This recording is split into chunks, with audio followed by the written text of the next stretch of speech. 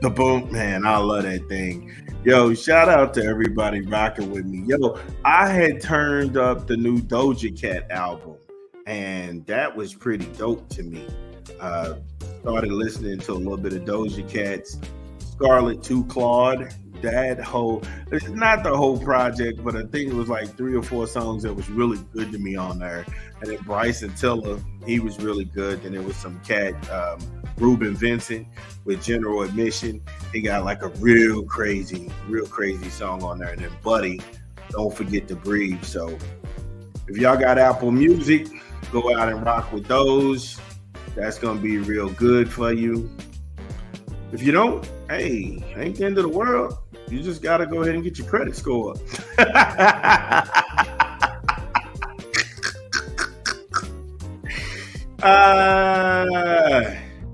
I love it. I love it. I love it. It's wild. So I'm wilding. But let's go ahead and get back into business. So we reached the last segment. We talked about Coach Cal and the real reason why he left Kentucky. And he's been trying to get away from Lexington since 2019. We dropped it here. We read the tea leaves. Also, Steve Clifford, he's been successfully failing his way to an NBA front office job. Congratulations to him. Get your money. And then we want to stop in the National Football League and talk some Giants football. New York fans, is Brian DanBoll on the hot seat this year if the Giants don't make the playoffs?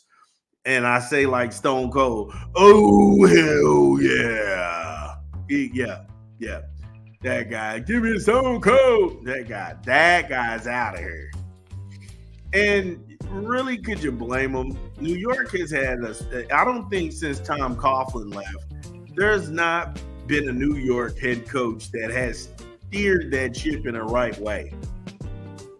I mean, everything has been an abject failure. Now, they've had some great players. You know, they've had some good guys come out of there. Odell Beckham.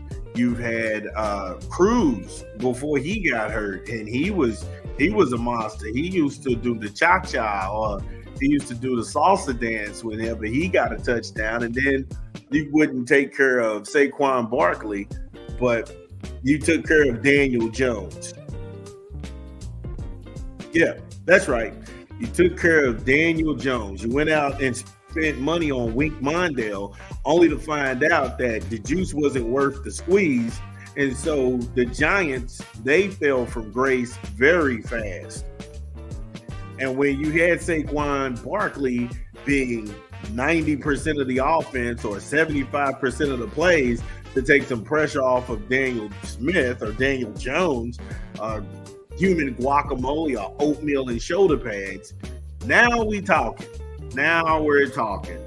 Brian DanBoll, he came to the Giants job with a lot of bluster and boasting in 2022. The Giants were 9-7. That's not a hell of a job. 9-7? 9-7 is like, yay, you made it into wild card. If you were something to be special, yay. Mediocrity. That's not the world's worst, but again, it damn sure ain't the world's best. Last year, the Giants were 6-11, which led me to ask that question. Is he on the hot seat? But we'll get back into this when we come back from a quick 20 from an unofficial sponsor of the show. This is Big Vern. Roll the clip.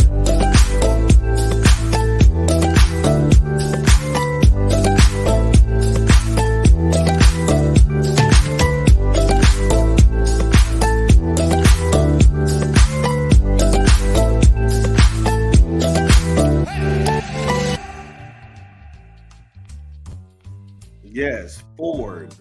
Built Ford Tough. Test drive the 2024 Ford F-150 XL model starting at $36,770. Seats up to 6 people, tows up to 13. 1,300 pounds, 13,000 pounds. Wow. Some models lease starting at $494 a month. Now that's with approved credit scores. Try the STX, the XLT, the Trimmer, the Lariat, or the granddaddy of them all, the King Ranch. Head down to your local Ford dealership today. Ford, built Ford tough. All right, so when we jump back into this story about DanBoll of the New York Giants, should be the New York Midgets, them going at 6-11 and finishing the year, he's making $2 to $4 million a year. That's obviously $3 million too much. That's $3 million too much for an underachieving coach.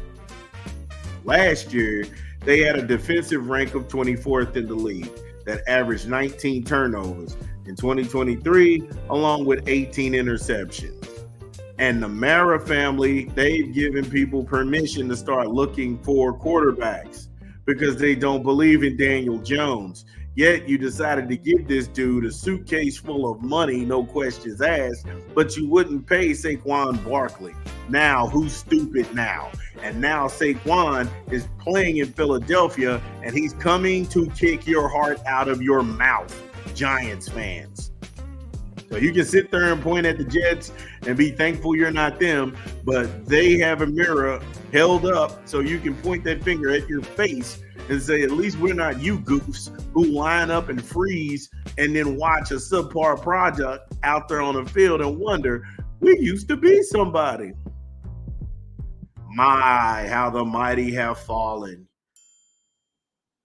It's not going to make it any better, because you're going to lose safety Xavier McKinney, quarterback Darius Williams, and QB Tyrod Taylor, and offensive tackle Matt Purdy.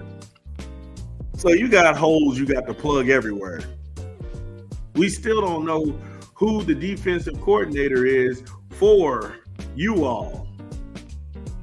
Who's the defensive coordinator for the New York Giants? Because the guy who y'all had replace Wink Mondale, that was terrible. And I've got to ask any Giants fans, are you season holders? Are you season ticket holders? Nobody's season ticket holders for the Giants. Why would you be? Why would you be? Who wants to go watch that? Nobody. That's that. Nobody. Shane Bowen takes over for me, Wink Mondale, in year 3 of Brian DanBoll's head coaching regime. Yay, Shane. Get him, baby. Woohoo. They don't even believe in this dude in the post.